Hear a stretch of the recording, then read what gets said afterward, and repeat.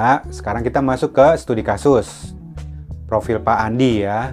Pak Andi adalah seorang karyawan berusia 40 tahun yang bekerja di perusahaan manufaktur besar. Ia telah bekerja selama 15 tahun dan saat ini sedang mempertimbangkan untuk ikut serta dalam program dana pensiun Lembaga Keuangan atau DPLK yang ditawarkan perusahaannya melalui kerjasama dengan sebuah bank. Pak Andi memiliki satu anak yang berusia 10 tahun dan berharap bisa pensiun dengan tenang tanpa membebani keluarga. Keputusan Pak Andi memiliki beberapa alasan untuk mempertimbangkan program dana pensiun, tetapi juga memiliki kekhawatiran tentang potensi resiko dan keterbatasan dari program ini. Ia mulai mencari tahu lebih banyak tentang keunggulan dan kelemahan produk dana pensiun tersebut. Ya, terus kemudian kita masuk ke studi kasus lanjutan, yaitu keunggulan yang dipertimbangkan oleh Pak Andi. Pertama adalah perlindungan finansial di masa pensiun. Pak Andi melihat bahwa program DPLK dapat memberikan pendapatan tetap ketika ia pensiun nanti, sehingga ia tidak perlu bergantung sepenuhnya pada tabungan pribadi atau keluarga. Ini memberikan rasa aman karena ia tahu bahwa dana ini akan membantu menutup biaya hidupnya saat ia tidak lagi produktif bekerja. Pertimbangan Pak Andi, keunggulan ini membuat Pak Andi lebih tertarik untuk ikut program pensiun karena ia ingin memiliki keamanan finansial di masa tua. Kemudian yang kedua, manajemen dana oleh profesional. Dana pensiunnya Pak Andi ini dikelola oleh manajer investasi profesional yang memungkinkan dana tersebut tumbuh melalui investasi yang dikelola dengan baik.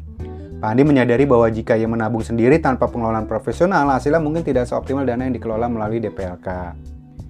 Ya, pertimbangannya Pak Andi ya, ia merasa bahwa dana pensiun ini bisa memberikan hasil yang lebih baik karena dikelola oleh orang yang ahli dalam investasi. Ya, cuman memang yang kedua ini teman-teman harus mempertimbangkan juga ya.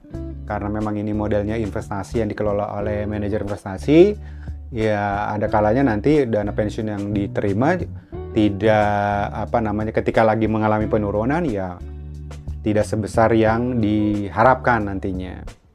Kemudian yang ketiga adalah pengurangan pajak. Perusahaan menawarkan potongan pajak untuk iuran dana pensiun sehingga Pak Andi bisa mendapatkan keuntungan tambahan secara finansial. Pertimbangannya Pak Andi adalah pengurangan pajak ini akan menghemat sebagian pendapatan Pak Andi, menjadikannya salah satu alasan utama untuk bergabung dalam program ini.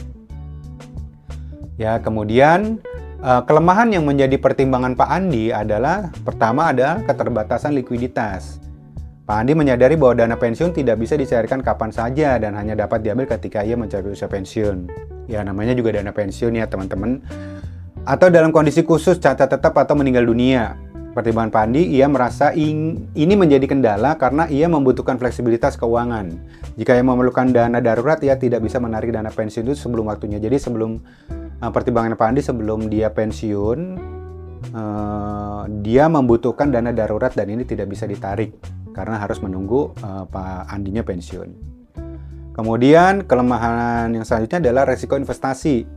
Meskipun dikelola oleh profesional, nilai investasi dapat fluktuatif, terutama jika ia memilih investasi berbasis saham. Ini berarti ada resiko nilai dana yang berkurang jika pasar turun.